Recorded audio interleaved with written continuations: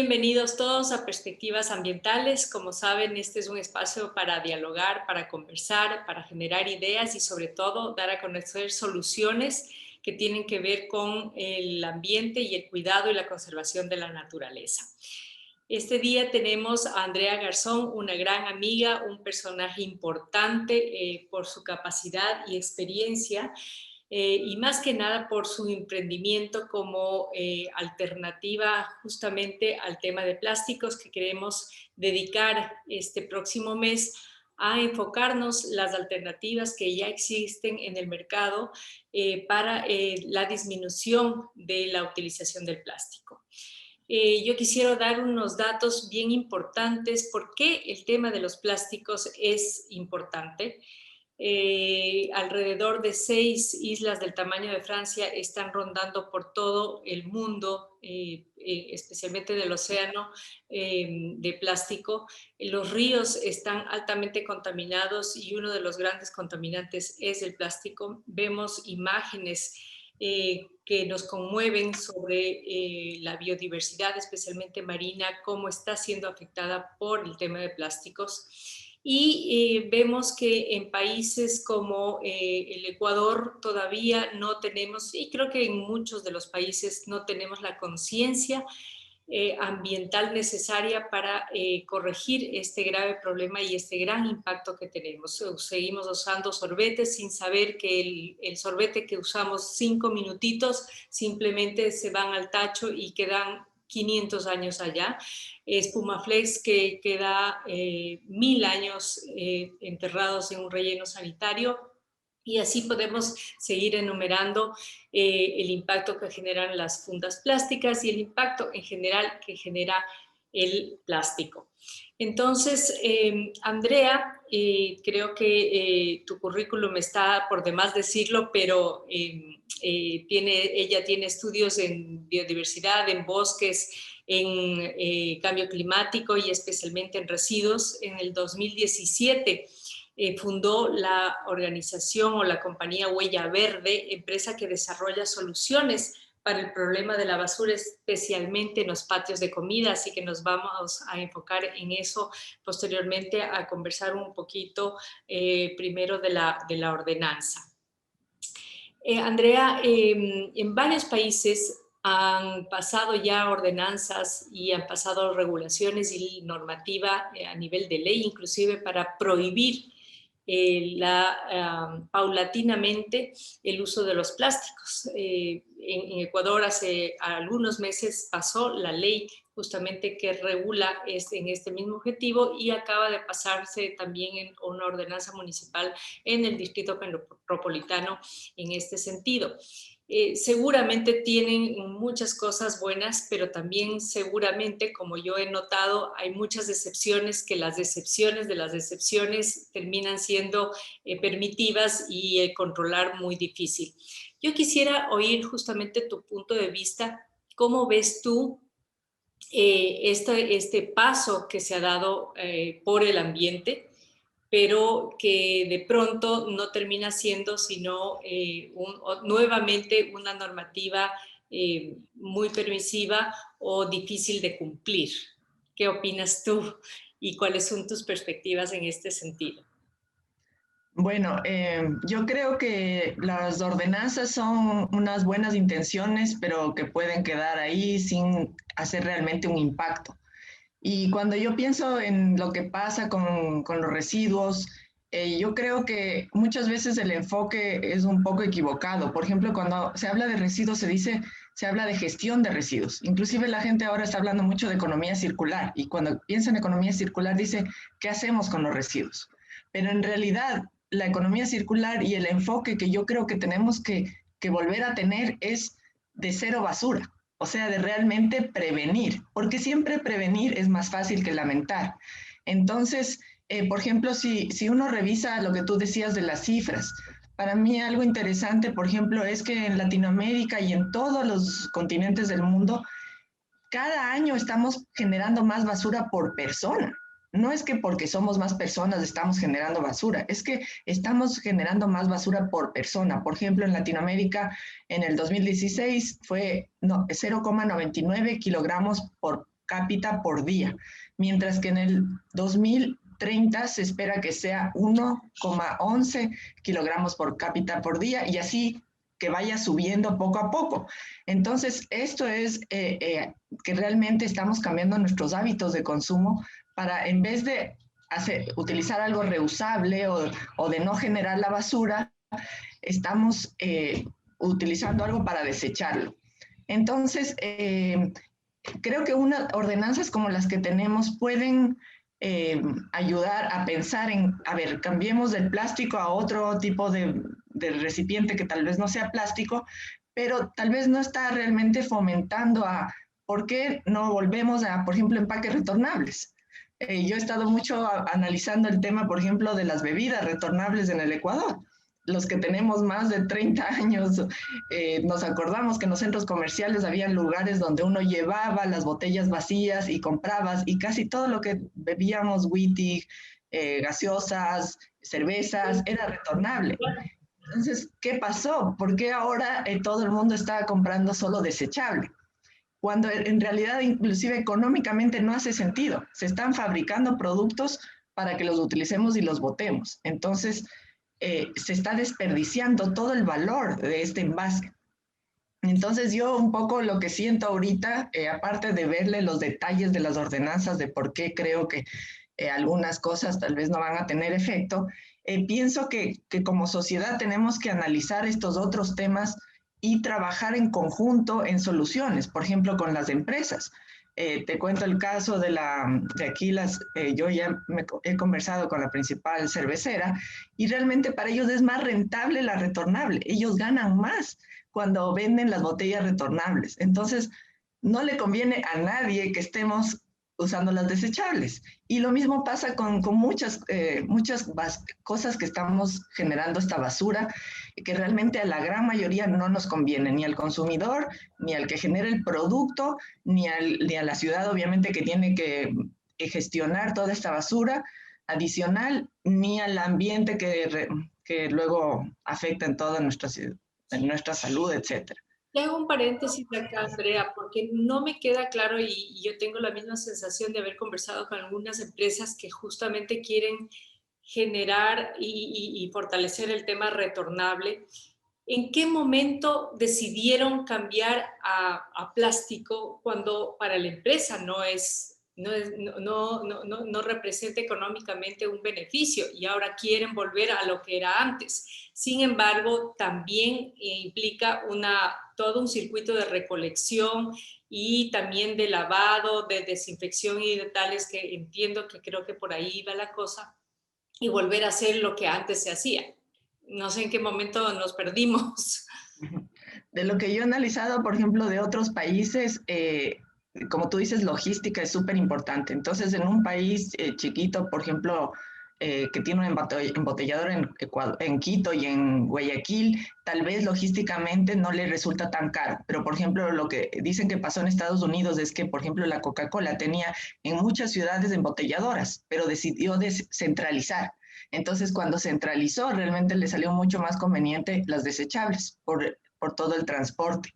Entonces, no siempre le sale más conveniente, dependiendo cómo funciona toda su logística, etcétera, pero sí se puede hacer que sea más conveniente para ellos, porque realmente el envase sí les cuesta. Y también creo que no solo es un tema de decisión de las empresas, sino de todo lo que se fue generando. También el retail, o sea, los supermercados, tener el espacio también es una complicación. Todo lo que implica logística, la gente de devolver, creo que la gente también se volvió cómoda. Entonces, yo me pregunto siempre, ¿por qué prefieren personas de bajos recursos comprarse la desechable que cuesta 50 centavos más que andar llevando la retornable y devolver? Pero no, a la final la comodidad vence a la economía, sí, hasta el ahorro. Entonces, y creo que es mucho el tema de concientización, el marketing que se hace es como que es un lavado cerebral que yo pienso que puede ir en un sentido o en otro. Entonces, siento que hay una oportunidad para revalorizar todos estos temas que no sean, que vayan ahora a favor de otra vez reusar, retornar, utilizar envases una y otra vez, versus toda la campaña que hemos tenido en los últimos años de todo es mejor desechable. Bueno, con el COVID empeoró, ¿no? Todo tiene que estar limpio, entonces mejor botemos a la basura enseguida. Claro. Y Sí, sí, hay datos que empeoró todo esto, ¿no? Sin embargo, yo he estado analizando en el mercado, Andrea, y bueno, tal vez no tanto en Ecuador, pero en otros países en el mercado ya hay alternativas muy importantes de plásticos primarios que es para, por ejemplo, para envoltorios de carne, de pescado, de fruta, etcétera, porque nos encontramos con un montón de lo que tú dices, o sea, todo está envuelto en plástico, que no necesariamente si tú vas a un mercado simplemente coges una canasta tus productos y ya, pero vas a otros mercados y están todo envuelto en plástico, un plástico innecesario. Y por último, si es que es necesario envolverlos, hay alternativas ya en el mercado de material biodegradable y compostable totalmente. Pero claro, lo que lo que dicen, por lo que hemos podido conversar e investigar, es si es que no me impone una ley, sigo con lo que tengo que hacer porque simplemente me es más fácil, me es menos costoso y no estoy todavía tan comprometido con el ambiente como para poder cambiar todo eso. Imagínate, ¿no? Y son empresas importantes, son empresas grandes, pero no lo ven como un compromiso o responsabilidad social, sino simplemente como un tema de costo todavía, ¿no? Siendo que hay alternativas. Sí puede ser que son más costosas al principio, pero hay alternativas. En el Ecuador no veo todavía que estamos listos para eso, a pesar de que ya hay alternativas. Y la normativa tampoco le veo que es muy amistosa. No sé si en la ley pudiste analizar, yo creo que lo hice en su momento, los incentivos. Yo creo que los incentivos económicos para las empresas en términos de exención importante de impuestos, etcétera, debería ser un incentivo suficiente para que comiencen a cambiar este tipo de producción en vez de plásticos, comenzar a ver alternativas, ¿no? No sé. en ese sentido, tal vez de los incentivos en la ordenanza, se hizo un esfuerzo por poner los incentivos, de lo que entiendo, y cuando yo leí, el incentivo más importante es que va a haber un fondo, al fondo al que hay que aplicar. Para una empresa, o sea, eso me parece que es algo interesante para una fundación que está acostumbrada a buscar fondos, no sé, pero para una empresa, para un negocio, para un centro comercial, por ejemplo, que quiere cambiar de desechables a reusables en su patio de comidas, eso no es ningún incentivo. Además, o sea, por lo menos personalmente, para mí ha sido muy frustrante los concursos, es siempre es muchas veces un poco político, no sabes qué tan, no sabes cómo hacer el proceso, es largo, inviertes bastante para saber si sí o si no. Lo que debería ser es, si haces tal cosa, tienes el incentivo y no un concurso. Entonces, aunque yo sé que ha habido buenas intenciones, como tú dices, no veo así un incentivo realmente directo que todos digan, ah, me va a favorecer ahorita dejar de usar el desechable o dejar de usar las bolsas, etcétera, por tal razón. Uh -huh, uh -huh. Ahora, Huella Verde justamente opera en los patios de comida. Entiendo que en el patio del Paseo San Francisco y en el Mall de los Andes, ¿no es cierto?, donde se evitan precisamente que diariamente vaya más de 10,000 desechables plásticos al relleno sanitario. O sea, eso es justamente el modelo de gestión ambiental que debería tener una ciudad y cualquiera, para evitar que los 2.200 o la producción per cápita vaya incrementando y termine todo enterrado, y más bien que vaya mucho menos al relleno sanitario. Entonces, evitar es lo que tenemos que hacer. ¿Cómo iniciaste? Cuéntanos cómo iniciaste, porque este emprendimiento a mí me parece maravilloso, es duro, como todo emprendimiento es duro, pero ahí están los líderes, ahí están los que le apasionan las cosas y los que están comprometidos con el ambiente y de corazón, y ese es un ejemplo puro, el tuyo, Andrea, que me consta desde hace mucho tiempo, y seguro con gran visión, que a veces uno dice, no estamos listos todavía el mundo para este tipo de cosas, pero seguro que va a venir. Cuéntanos cómo nació esto y cómo ves, cómo funciona. Claro. Bueno, nació de yo ir muchas veces a patios de comida, sobre todo cuando trabajaba cerca del jardín. Yo siempre iba y buscaba qué opciones no tenían plástico y me daba vueltas la cabeza de, tiene que haber alguna manera para no usar los desechables. Y había visto en realidad de una experiencia en Alemania, un lugar donde varios restaurantes usaban la misma vajilla y tú tenías que devolver en un solo lugar.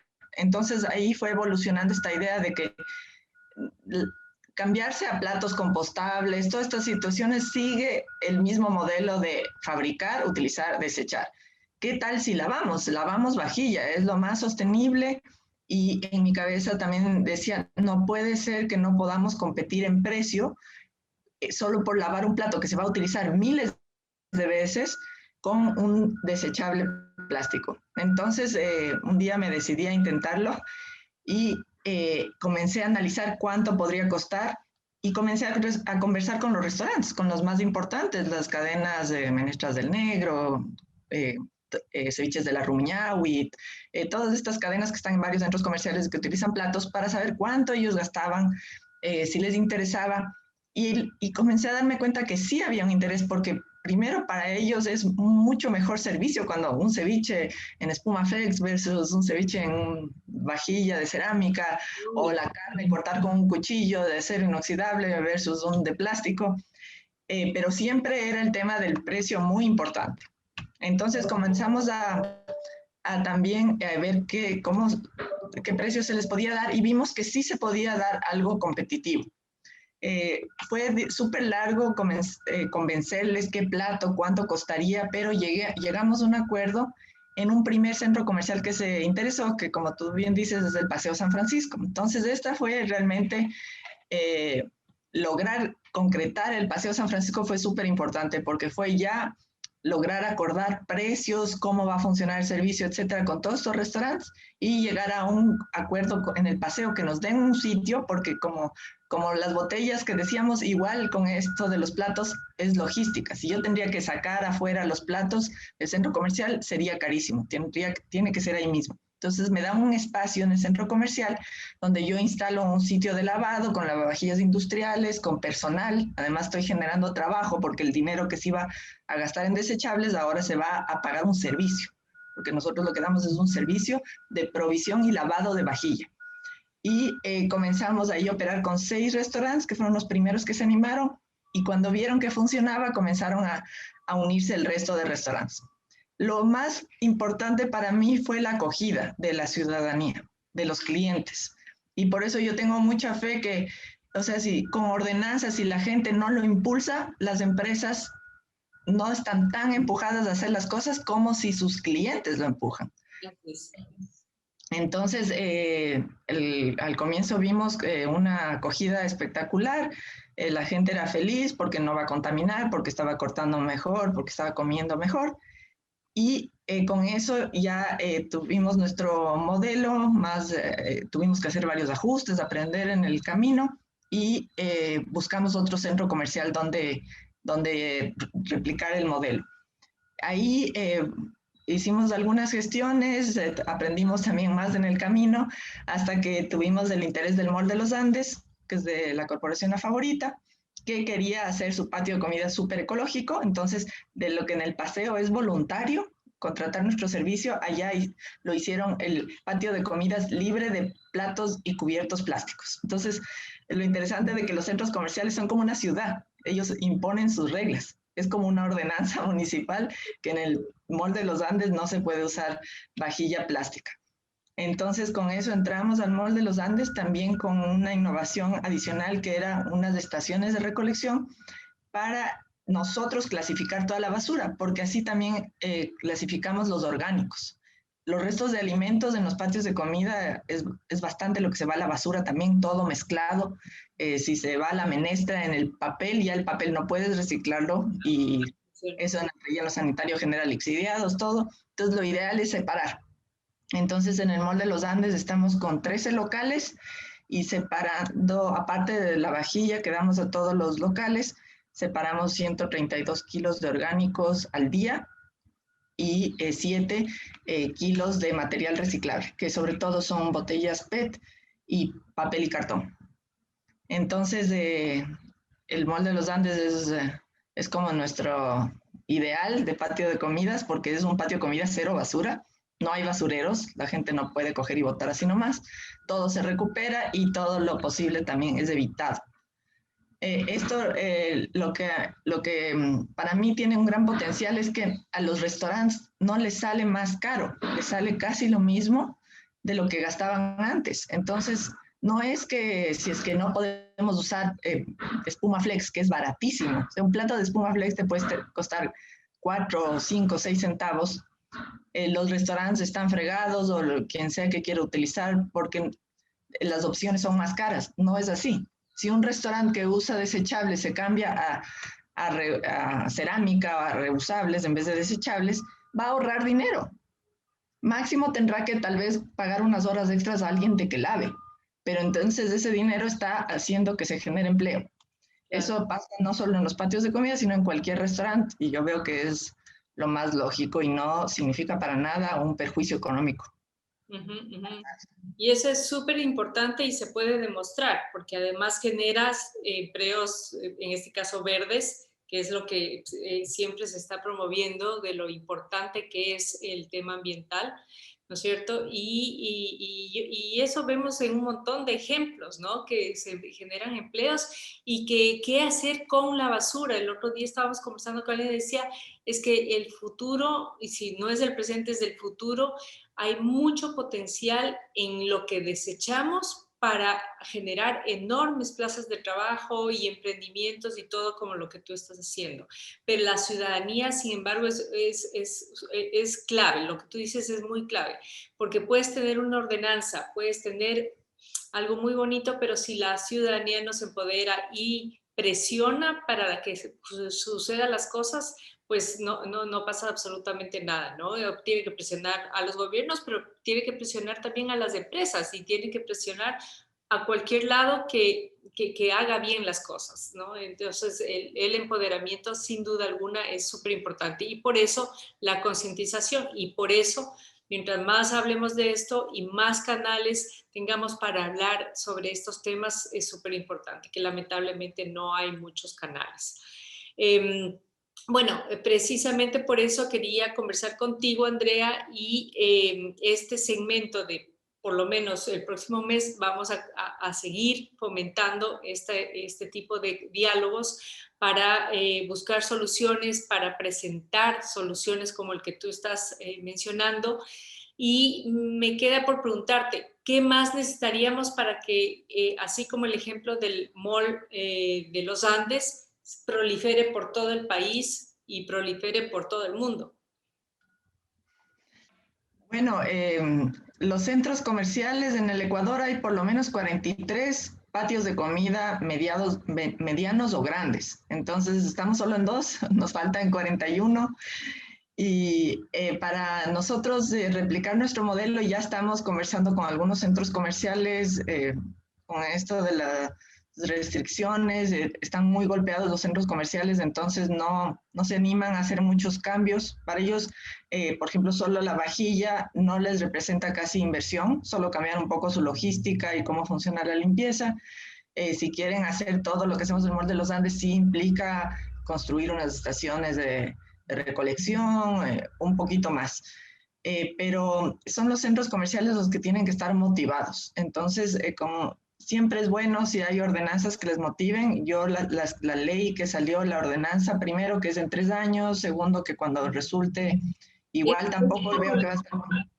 Y resulta lejos para la implementación. Solamente para sorbetes son en 3 meses y lo demás son 3 años. Que entiendo Claro, que es un tiempo para que se acoplen las empresas. No sé, hay pros y contras en eso, pero claro, y sorbetes es como muy fácil, solo no dar, la mayoría inclusive de cadenas de restaurantes ya tienen la política de no dar si no piden o de tener así de es. papel o de otros materiales. Así es. Pero, como digo, los centros comerciales, eso ayudaría, pero sí también sienten que la ciudadanía lo pide. Entonces, seguir insistiendo, como te conté lo del COVID, hubo una campaña inclusive financiada por la industria del plástico de que los plásticos son más seguros, lo cual no es cierto. un plato lavado ahí mismo con los mejores estándares es más seguro, un plato de cerámica lavado en un centro comercial que le dan esa mañana al patio, al restaurante, que un plato desechable que fue fabricado en otra ciudad, que se embaló por gente, se transportó y estuvo en el mismo local un montón de tiempo. No es más seguro ese desechable que uno de cerámica con buenos estándares. Entonces de eso tenemos que reforzar, y mucho más después del uso. Un plato desechable que fue utilizado en un patio de comidas, eso va al basurero, va a una bolsa, se queda ahí la saliva de la persona que pudo haberse contagiado. Falta a los recolectores de basura, además que son grupos más vulnerables y expuestos a todo esto. Exacto, las bolsas esas siempre se aplastan, se hacen hueco, mientras que lo más responsable es ese plato enseguida meterlo a lavar con agua, jabón, altas temperaturas, se elimina el virus. O si no, estás transportando el virus por toda la ciudad. Eso pasa con todo. O sea, yo inclusive pienso en las mascarillas, aunque las reusables tal vez no son tan eficientes si vas a estar en contacto muy fuerte, pero las desechables que tú las botas, nadie las lava antes de botar. Entonces siempre se vota con todo el virus, todo lo que tengamos. Entonces, si somos responsables con qué pasa después de nosotros, no solo antes, deberíamos siempre tratar de tener en nuestro poder y lavar las cosas. Entonces, igual la bolsa de tela, o sea, eso que al comienzo la gente dejó de llevar las bolsas de tela al supermercado, para mí era inconcebible. Entonces coges una bolsa que alguien manipuló de plástico en vez de tener tu bolsa que tú en tu casa le pudiste meter a la lavadora y sabes que estuvo siempre en buenas manos, digamos.